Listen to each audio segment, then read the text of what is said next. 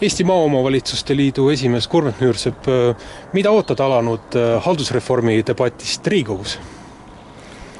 Loodan, et debatti keskenduks ainult kahele eesmärgile. Et elanike arv omavalitsuses ja selle teostamise aeg ehk tuleva aasta oktoobrikuu peale valimisi.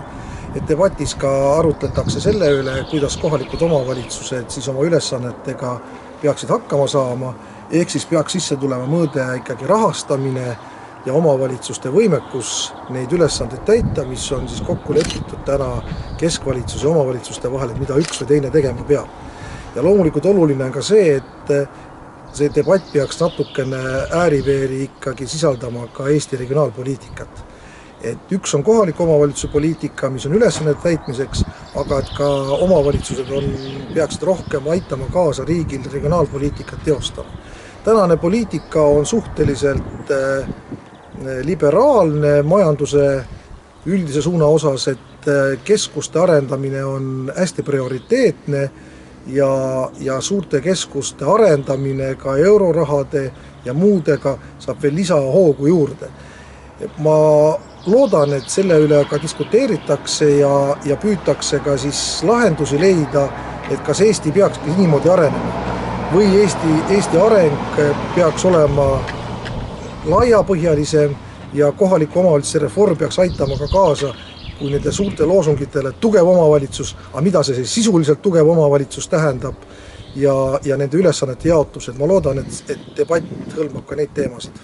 No valitsus on pigem olnud nagu positsioonil, et kõigepealt teeme need piirid, paneme paika, alates 5000 elanikust omavalitsus ja kõik need rahastamisteemad, neid arutatakse siis nii-öelda tulevikus.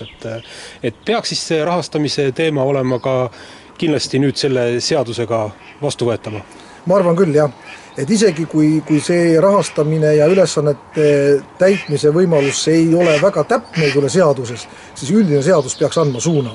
Täna on valitsus ette valmistanud ka siis omavalitsuste reformi niinimetatud kontseptsiooni, kus on väga paljud mõtted sees. Aga see kontseptsioon on lihtsalt töödokument, mis ütlebki, et kõik head ja rasked probleemid me lahendame siis, kui on ära viidud läbi territoriaalne reform. Aga need võiksid ja peaksid olema rohkem käsi käes ja andma võimaluse siis peale selle haldusterritoriaalse reformi elluviimist kohe rakendada ka neid muid teemasid, mis selle reformi sees peaksid olema. Ja miks see oluline on? No, oluline on see, et ikkagi seesama, et omavalitsused saaksidki siis tugevamaks, kui nad praegu on, et kõik on ju möönud seda, et kui panna väga suured hajaasustused kokku, jätta rahastamine samaks või viia veel viletsamaks, siis kus see tugev omavalitsus tuleb, et kus see energia, kus see õhinapõhine omavalitsus siis välja tuleks, et seda neid ilusaid loosungid peaks ka siis sisustama tegelikkusega ja reaalsete numbritega, reaalsete tegevustega, kuidas selleni jõuda. Milline hinnang anna praegusele haldusreformi protsessile, mis siin on juba mõnda aega kestnud, et ettepanekuid tehakse siia-sinna, et kohati on ka läbirääkimistega jõutud, et kuidas hinnata seda? No ikkagi ongi jah, et mida karta algusest oli, et teravik koondubki ainult siis kahele küsimusele, ainult elanike arvu kohalikus omavalitsuses ja selle teostamise siis kuupäev.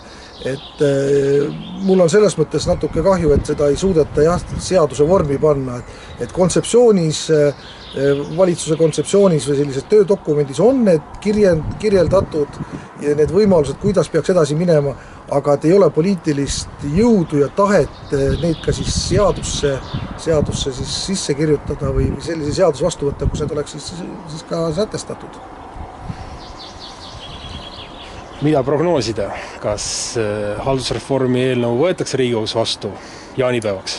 No mina pole see õige vastaja, et see on parlamendi käes praegu ja tundub, et väga paljud on selle toetajad ja on ka siis kriitilisi nooli nii valitsuskoalitsiooni erakondade sees kui ka eks opositsioon saab oma arvamusi seal avaldada, et ma ei oska seda prognoosida.